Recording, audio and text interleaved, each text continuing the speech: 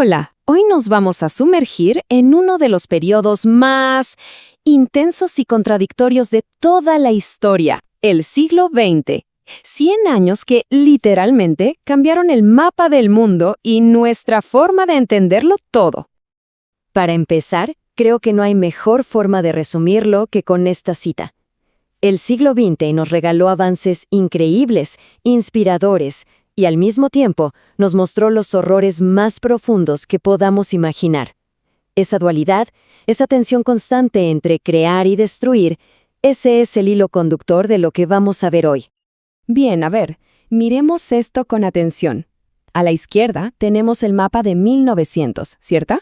Un mundo lleno de enormes imperios coloniales, el británico, el otomano, por nombrar algunos.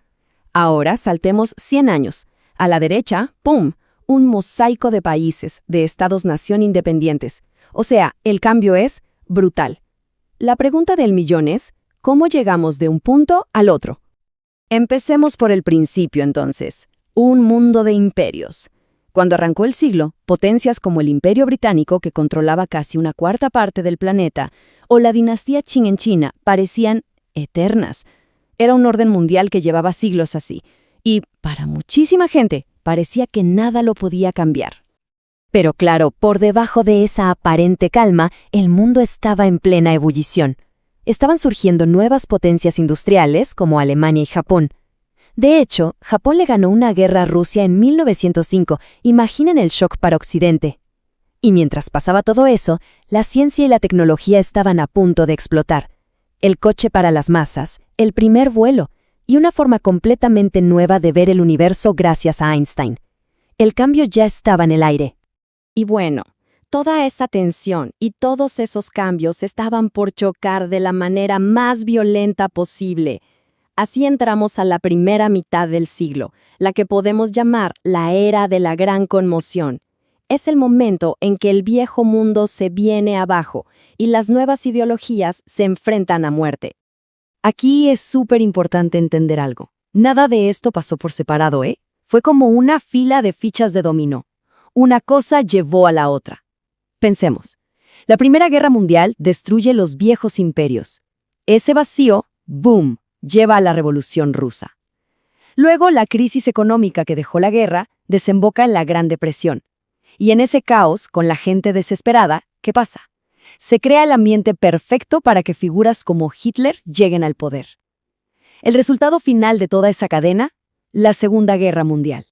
Y el resultado fue el conflicto más grande y sangriento de la historia de la humanidad.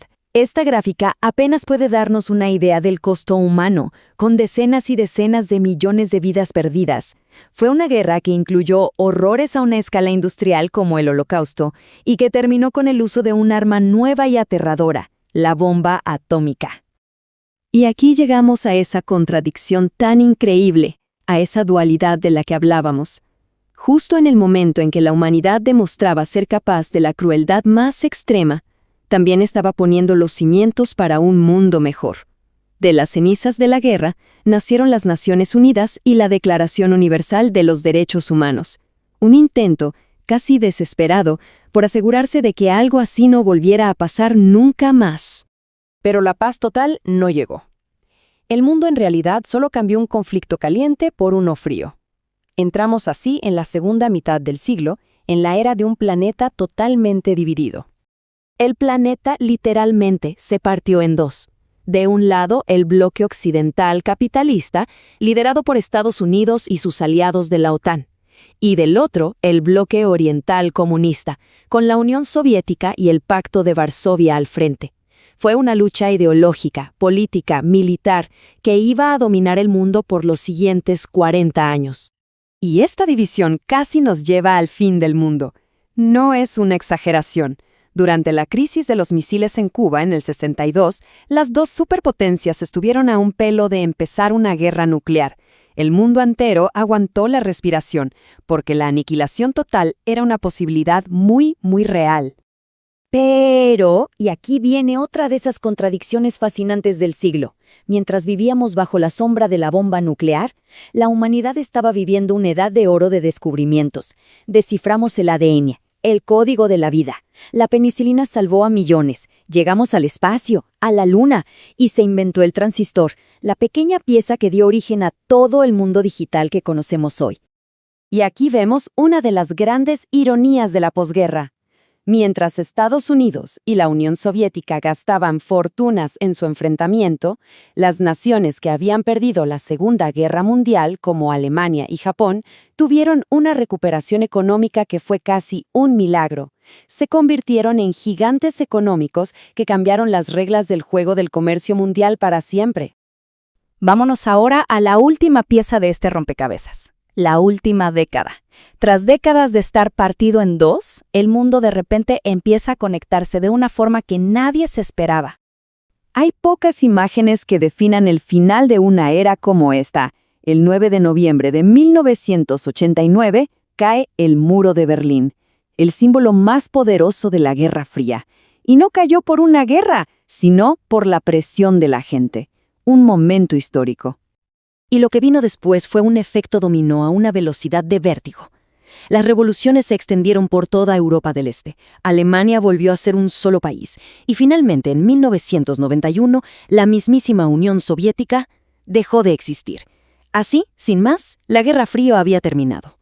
Entonces, ¿qué mundo quedó después de la Guerra Fría? Pues un nuevo orden mundial, como se le llamó, marcado por la globalización, por el nacimiento de la Internet pública que nos conectaría a todos y por una Europa más unida.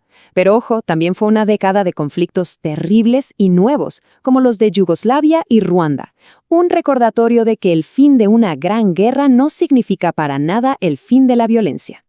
Y con eso llegamos al final de este recorrido. El siglo XX nos dio la penicilina para salvarnos y la bomba atómica para destruirnos. Nos enseñó lo más bajo del odio y lo más alto de la cooperación.